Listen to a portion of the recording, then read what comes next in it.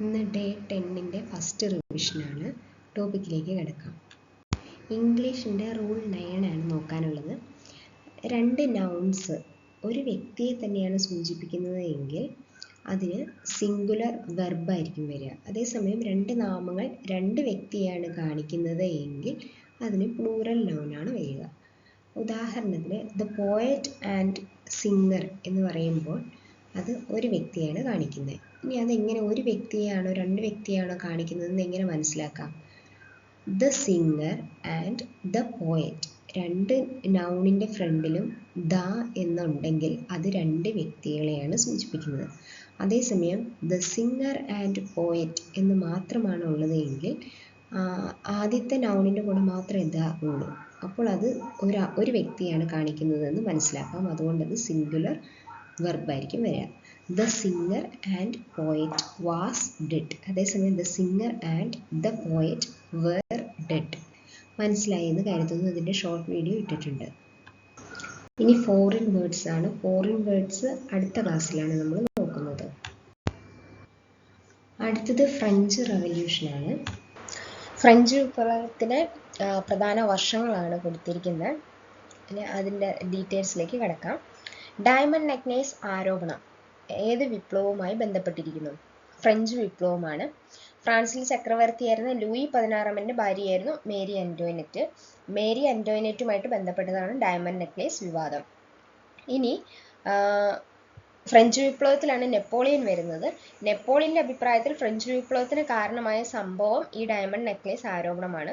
അതായത് ഭക്ഷ്യക്ഷാമം കാരണം വിശന്ന് വലഞ്ഞ ജനങ്ങൾ റൊട്ടി ആവശ്യപ്പെട്ടപ്പോൾ നിങ്ങൾക്ക് റൊട്ടി ഇല്ലെങ്കിൽ എന്താ കേക്ക് തിന്നുകൂടെ എന്ന് ചോദിച്ച ഫ്രാൻസിലെ കുപ്രസിദ്ധയായ റാണിയാണ് മേരി അന്റോയിനറ്റ്. ഇനി ഫ്രഞ്ച് വിപ്ലവ സമയത്ത് ഫ്രാൻസ് ഭരിച്ചിരുന്ന രാജവംശം ഏതാണ്? ബൂർബൻ രാജവംശമാണ്. ഈ ബൂർബൻ രാജവംശത്തിൽപ്പെട്ട ലൂയി 14, ലൂയി 15, ലൂയി 16 തുടങ്ങിയ ഫ്രഞ്ച് ചക്രവർത്തിമാരാണ് ബൂർബൻ വംശത്തിൽപ്പെട്ടിരുന്നത്. അതിൽ ഞാനാണ് രാഷ്ട്രം എന്ന് പ്രഖ്യാപിച്ച ഫ്രഞ്ച് ചക്രവർത്തി ആരാണ്?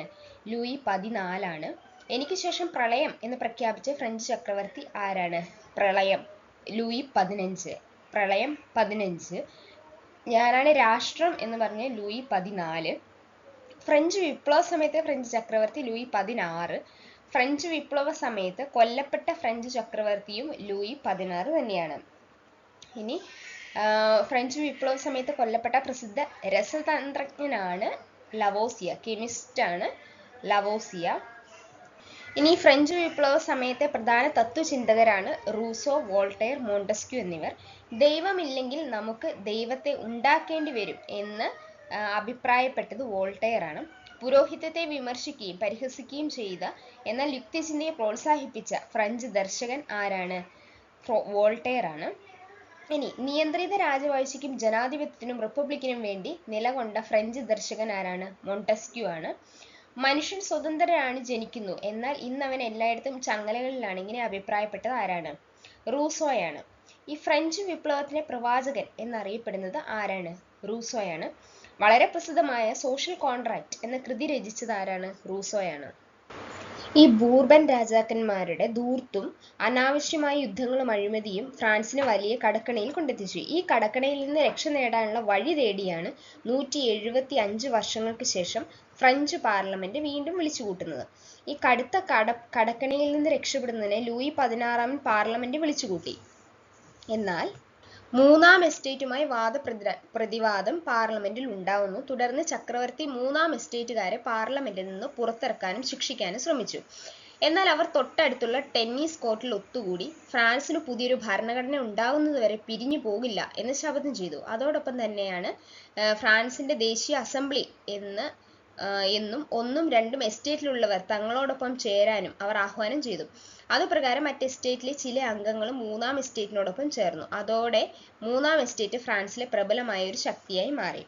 അങ്ങനെ നടന്ന ഈ സുപ്രധാന സംഭവമായ ടെന്നീസ് കോർട്ട് പ്രതിജ്ഞ എന്നായിരുന്നു നടന്നത്? 1789 ജൂൺ 20 ടെന്നീസ് കോർട്ട് പ്രതിജ്ഞ നടന്നത്. കൂടുതൽ ശക്തമായ മൂന്നാം എസ്റ്റേറ്റ് ഫ്രാൻസിൽ കൂടുതൽ പ്രക്ഷോഭങ്ങൾ നടത്തുന്നു.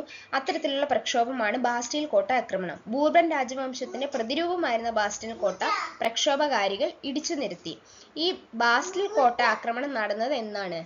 1789 ജൂലൈ 14 ഫ്രാൻസിന്റെ സ്വാതന്ത്ര്യ ദിനമായി ആചരിക്കുന്ന ദിവസവും ജൂലൈ 14 തന്നെയാണ്. അതായത് പ്രക്ഷോഭകാരികൾ ബാസ്റ്റീൽ കോട്ട തകർത്ത ദിവസമാണ് ഫ്രാൻസിന്റെ സ്വാതന്ത്ര്യ ദിനമായി ആചരിക്കുന്നത്.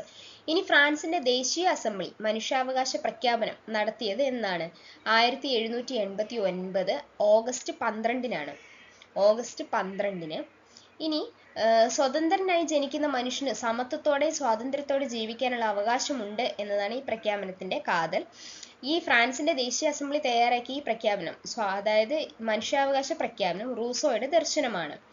റൂസോയുടെ കാഴ്ചപ്പാടുകളാണ് കൂടുതലായിട്ടും അതിൽ ഉൾപ്പെടുത്തിയിരിക്കുന്നത്. ഇനി ഫ്രാൻസിലെ രാജവാഴ്ച ഔപചാരികമായി അവസാനിക്കപ്പെടുകയും ഫ്രാൻസിനെ ഒരു റിപ്പബ്ലിക്കായി പ്രഖ്യാപിക്കുകയും ചെയ്തത് എന്നാണ്? 1792 ഫ്രാൻസിനെ ഒരു റിപ്പബ്ലിക്കായി പ്രഖ്യാപിച്ചത്. ഫ്രഞ്ച് മനുഷ്യാവകാശ പ്രഖ്യാപനത്തിന് ശേഷം മോണ്ടസ്ക്യൂവിന്റെ അധികാര വിഭജന സിദ്ധാന്ത പ്രകാരം ഒരു ലിഖിത ഭരണഘടന തയ്യാറാക്കപ്പെട്ടു.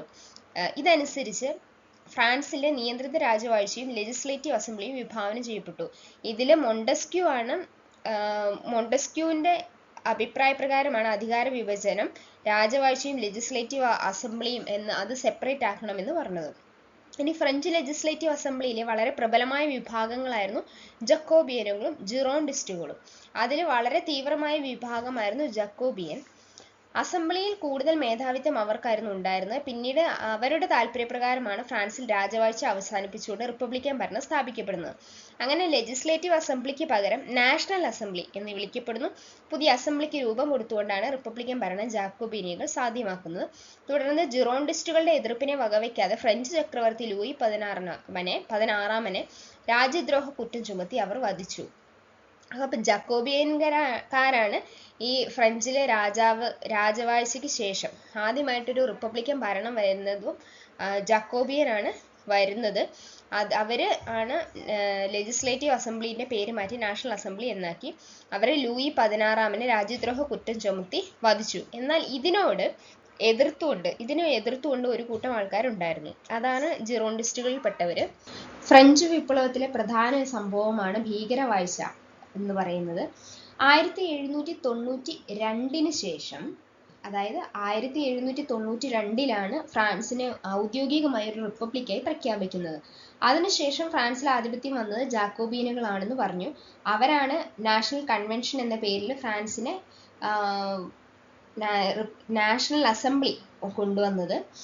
അങ്ങനെ നാഷണൽ കൺവെൻഷൻ ഫ്രാൻസിനെതിരെ വൈദേശിക ആക്രമണങ്ങളെയും രാജ്യത്തിനകത്തുള്ള പ്രതിവിപ്ലവങ്ങളെയും തടയുന്നതിനായി പൊതുരക്ഷാ കമ്മിറ്റി എന്ന യുദ്ധ ക്യാബിനറ്റ് രൂപീകരിച്ചു. യുദ്ധം ചെയ്യാൻ വേണ്ടി തന്നെയായിട്ടൊരു ക്യാബിനറ്റ് കുറച്ച് ആളുകളെയൊക്കെ നിയമിച്ചു. അകത്തുള്ള പ്രതിബന്ധങ്ങളെയും പുറത്തുനിന്ന് വരുന്ന കാര്യങ്ങളെയും യുദ്ധം ചെയ്ത് തോൽപ്പിക്കാനായിട്ടാണ് ഈ ക്യാബിനറ്റ്. അതിന്റെ പേര് പൊതുരക്ഷാ കമ്മിറ്റി എന്നാണ്. അതിന്റെ നായക സ്ഥാനത്തേക്ക് ജാക്കോബിനുകളുടെ പ്രബല നേതാക്കളിൽ ഒരാളായ റോബിസ്പിയറെ എടുക്കുന്നു. അങ്ങനെ റോബിസ്പിയറിന്റെ ഭരണമായിരുന്നു പിന്നെ 1793 മുതൽ 1794 വരെ. അതിനെ വളരെ നരനായാട്ടായിരുന്നു ഈ സമയത്തുണ്ടായിരുന്നത്. ഇതാണ് ഫ്രഞ്ച് ചരിത്രത്തിലെ ഭീകരവാഴ്ച എന്നറിയപ്പെടുന്നത്.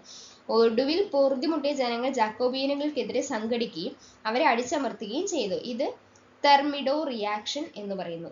തെർമിഡോർ റിയാക്ഷൻ എന്ന് പറയുന്നത് ഈ ഭീകരവാഴ്ചക്കെതിരെ, റോബിസ്പിയറുടെ ഭീകരവാഴ്ചക്കെതിരെ ജനങ്ങൾ, അതായത് മറ്റ് ജാക്കോബിയനുകൾക്ക് എതിരെ ജിറോണ്ടിസ്റ്റുകളും ബാക്കിയുള്ളവരും കൂടെ എതിരെ പ്രവർത്തിച്ചതാണ് തെർമിഡോർ റിയാക്ഷൻ എന്ന് പറയുന്നത്. ഇതിനെ തുടർന്ന് ഫ്രാൻസിലെ പുതിയൊരു ഡയറക്ടറി എന്നതാണ് പുതിയ ഭരണ വ്യവസ്ഥ അറിയപ്പെടുന്നത്. പുതിയ ഭരണം വരുന്നു. അതായത് 1792 ഒരു റിപ്പബ്ലിക്കായി പ്രഖ്യാപിക്കുന്നു. ജാക്കോബിയനുകൾ വരുന്നു. അവർ നാഷണൽ അസംബ്ലി എന്ന് പേരിടുന്നു. അവര് ഒരു പൊതുരക്ഷാ കമ്മിറ്റി രൂപീകരിക്കുന്നു യുദ്ധം ചെയ്യാൻ വേണ്ടി തന്നെ. അതിന്റെ തലവനായിട്ട് റോബിസ്പിയർ വരുന്നു. റോബിസ്പിയറിന്റെ ഭീകരവാഴ്ച നടക്കുന്നു 1793-94. അതിനെതിരെ ജിറോണ്ടിസ്റ്റുകളും ബാക്കിയുള്ളവരും അടിച്ചമർത്തുന്നു ഇതിനെ തെർമിഡോർ റിയാക്ഷൻ എന്ന് പറയുന്നു. ഇതിനെ തുടർന്ന് ഫ്രാൻസിൽ പുതിയ ഭരണം വരുന്നു. അത് ഡയറക്ടറി എന്ന പേരിൽ വരുന്നു. ഇനി ഈ ഡയറക്ടറി ഭരണത്തെ പിടിച്ചെടുക്കുന്നതാണ് നെപ്പോളിയൻ. നെപ്പോളിയൻ ഫ്രാൻസിന്റെ ഭരണം പിടിച്ചെടുക്കുന്നതാണ് 1799 ഭരണം പിടിച്ചെടുക്കുന്നത്.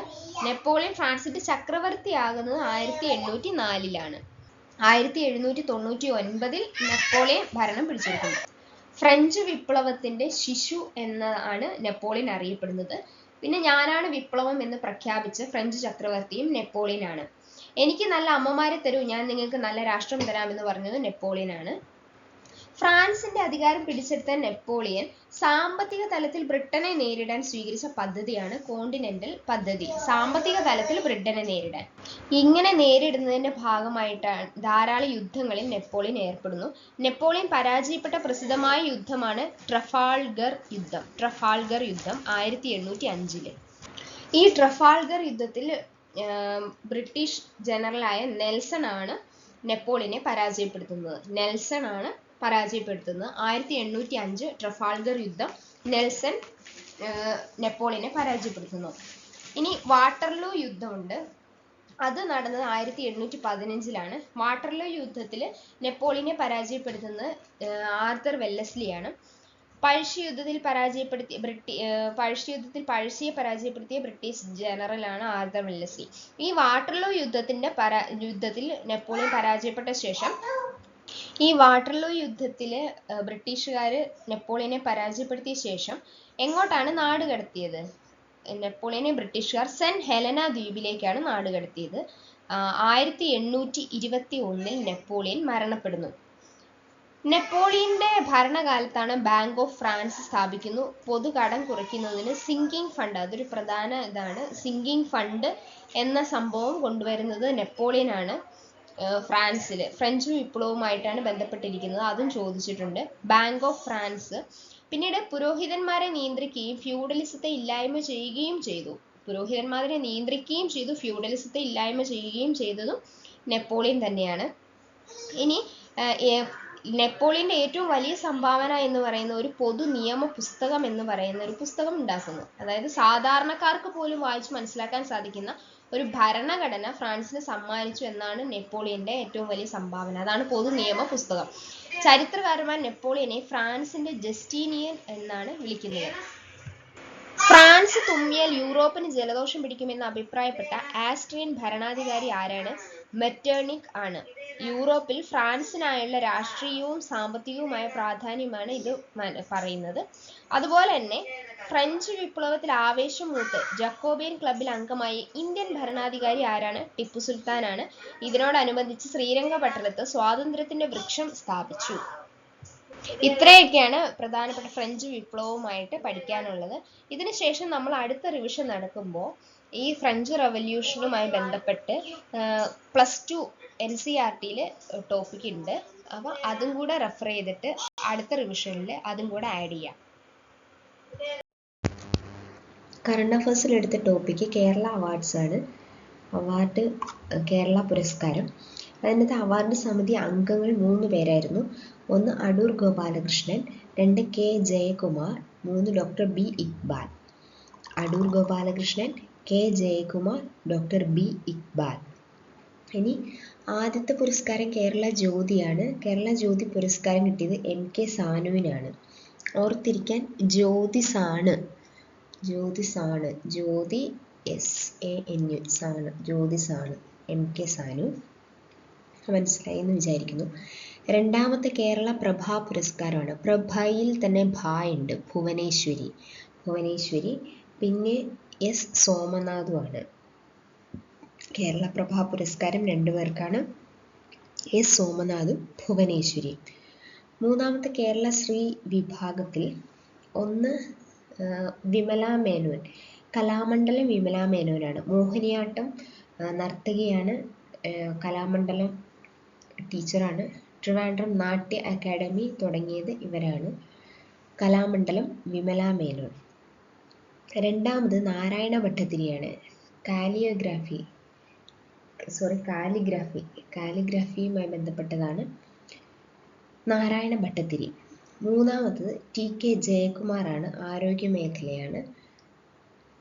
4 സഞ്ജു സാംസൺ സ്പോർട്സ് ആണ്. ഒരു വർഷത്തിലെ അതായത് 2024 T20യിൽ 3 സെഞ്ചുറി നേടിയ ഏക താരമാണ്. ഇന്റർനാഷണൽ T20യിൽ സെഞ്ചുറി നേടുന്ന ആദ്യ ഇന്ത്യൻ വിക്കറ്റ് കീപ്പറാണ്. തുടർച്ചയായ T20 മത്സരങ്ങളിൽ തുടർച്ചയായി തന്നെ 2 സെഞ്ചുറി നേടുന്ന ആദ്യ ഇന്ത്യനാണ്.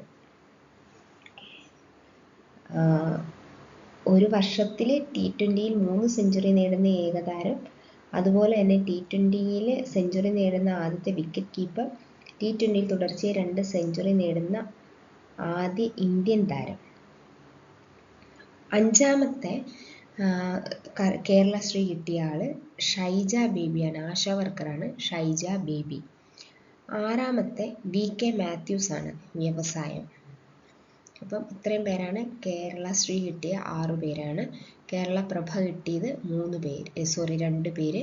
Kerala Jyothi MK Sanu, Kerala Prabha Bhuvaneswari S Somanath, Keralasree Vimala Menon, Narayana Bhattathiri, TK Jayakumar, Sanju Samson, Shaija Baby, VK Mathews. ഇത്രയുമാണ് ഇന്നത്തെ ടോപ്പിക്ക്. പുതിയ ടോപ്പിക്കുമായി അടുത്ത വീഡിയോയിൽ കാണാം. Thank U.